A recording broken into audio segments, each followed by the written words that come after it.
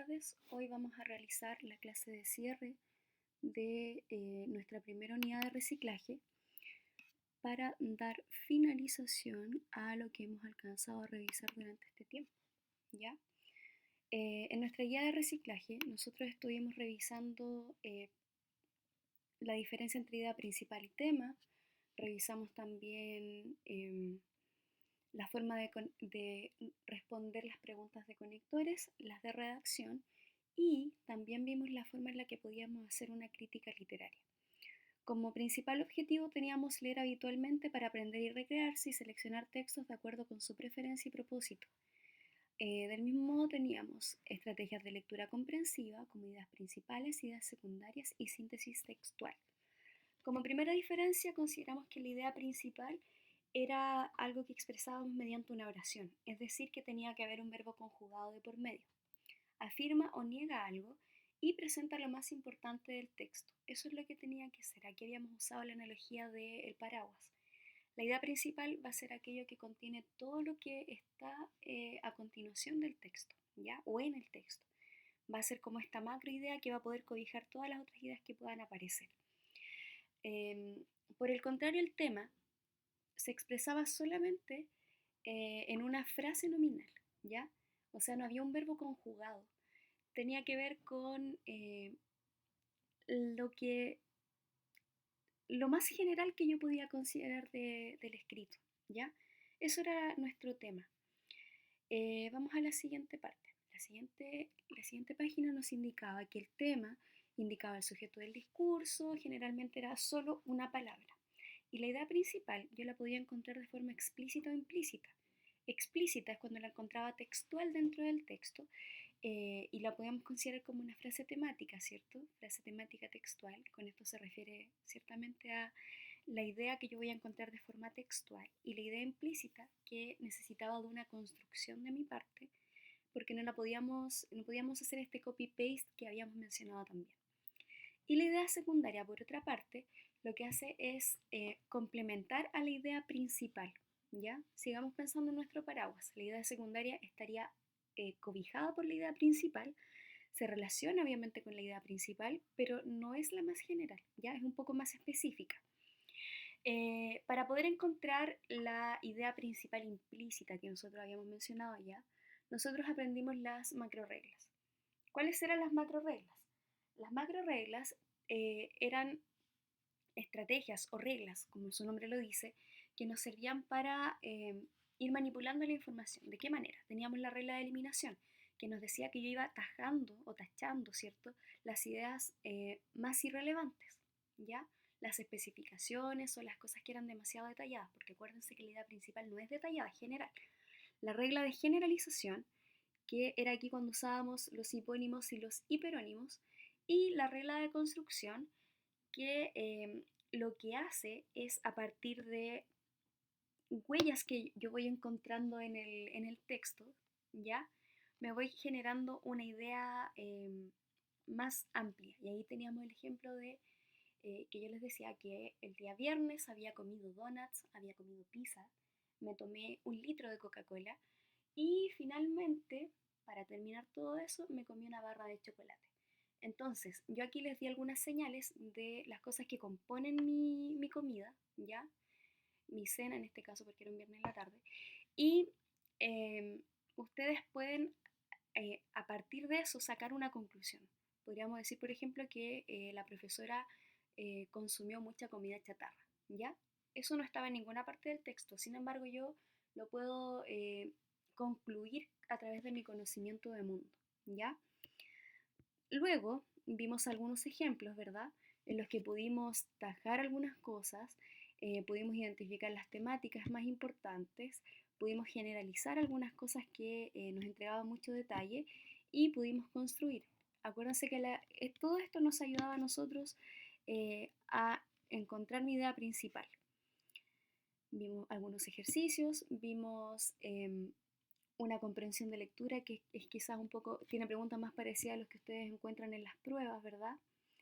Y después de eso revisamos los conectores. Los conectores específicamente en este caso vimos los preposicionales. Un conector preposicional es una palabra que a mí me ayuda a unir dos o más ideas, ¿cierto? Pero entregándole también una información extra, ¿ya? El conector puede tener, o en este caso el conector preposicional puede tener más de una función, y eso era lo que ustedes tenían que revisar. Por ejemplo, el a, que era uno de nuestros conectores más versátiles, eh, podía cumplir tres funciones: preceder al objeto directo o indirecto, indicar lugar o tiempo, o indicar a un modo o instrumento. Del mismo modo, el conector de, ¿verdad? El que está acá, podía indicar propiedad, posesión y pertenencia, lugar, tiempo, origen, modo, materia o asunto. También revisamos aquí algunos ejemplos, ¿cierto? Y estos también los pudimos revisar en clases. Y luego vimos unos ejercicios, por ejemplo, vamos a hacer esto al azar. De todas formas, las pautas fueron enviadas a sus correos. Si es que les falta, por favor, pídanmelas, yo no tengo ningún problema en enviárselas. Una carta escrita a mano. Vemos aquí, esa sería la alternativa correcta, el acierto. ¿Lo estamos ocupando como modo, instrumento, lugar, tiempo o estamos precediendo a un objeto directo? En este caso lo estamos ocupando como modo o instrumento, ¿cierto? Estoy hablando cómo, a través de qué yo hice esta carta. ¿Qué más? Luego revisamos los tipos de el plan de redacción, ¿ya?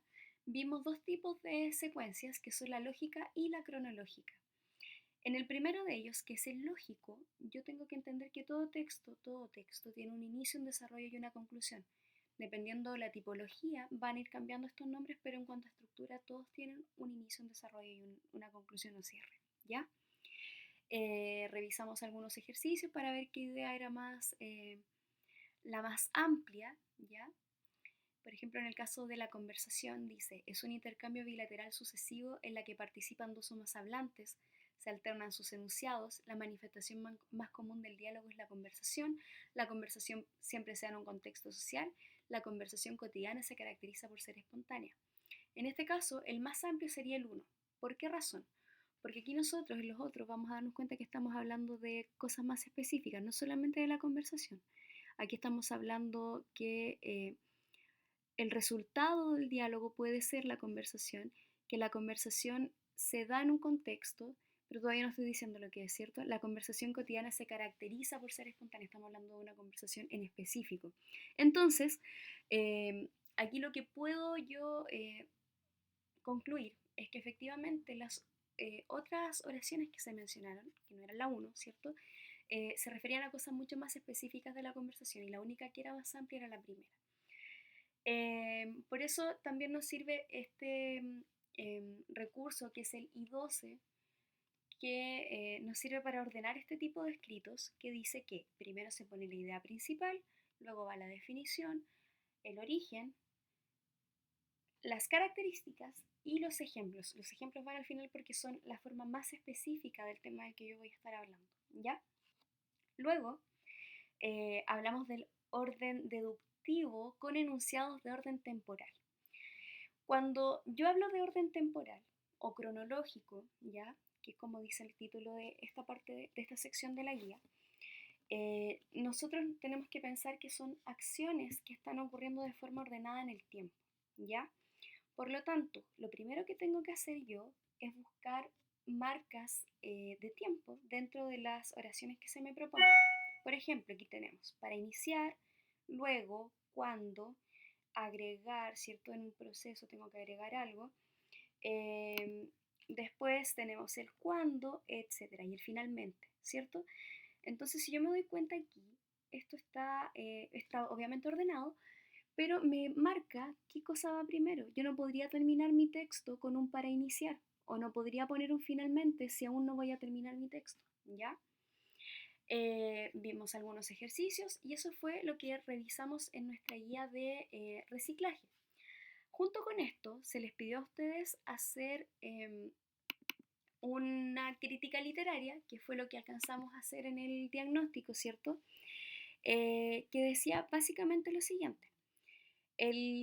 La crítica literaria tiene como finalidad evaluar un libro, ¿cierto? Evaluarlo y darle a conocer a la gente de qué se trata, qué es lo que yo opino de él, eh, pero para poder convencerlo de que lea o que no lea el libro que yo estoy leyendo, ¿ya?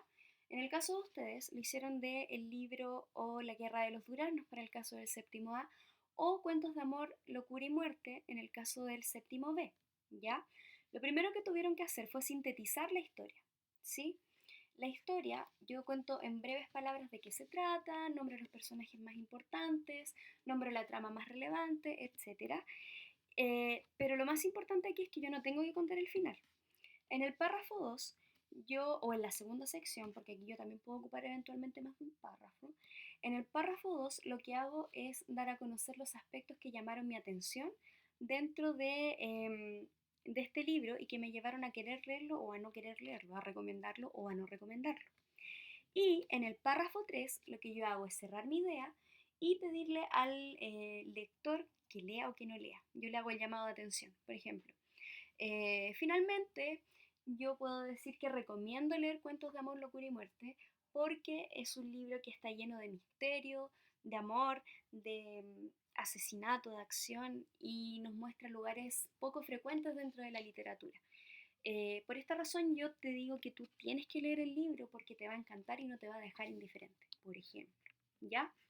Vimos la rúbrica de evaluación, ¿ya? Que eran las cosas que íbamos a considerar. Y eso fue nuestra primera unidad, que fue la de reciclaje, ¿verdad? Entonces, como conclusión, ¿qué cosas yo podría pensar que son importantes evaluar si yo aprendí o no aprendí en esta primera unidad, que fue bastante especial? Tengo que saber primero, ¿sé lo que son los conectores? Sí, no, ahí tengo que ir evaluándolo yo. Tengo que preguntarme, ¿entiendo cómo se hace una crítica literaria? Sí. ¿Entiendo la finalidad? Ok.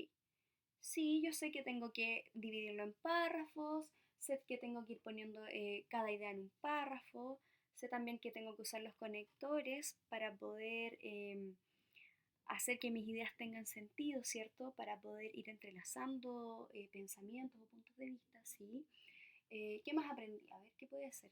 Aprendí a ordenar los textos con esto de los planes de redacción. Sé que puedo ordenarlos de forma cronológica, o sea que me tengo que fijar en los marcadores del tiempo y que los puedo ordenar de forma lógica que se va a relacionar con que yo entiendo que hay un inicio, un desarrollo y un cierre, que tengo que partir por la idea más amplia. ¿Qué más aprendí? A ver, pensemos. Aprendí a usar las macro reglas. ¿Cuál fue la que más me costó? Yo creo que a mí la que más me cuesta siempre es la de construcción. ¿Cuál creen que les cuesta más a ustedes? Eso también es importante que se lo pregunten, porque eso quiere decir que eventualmente yo la tengo que seguir trabajando, ¿ya?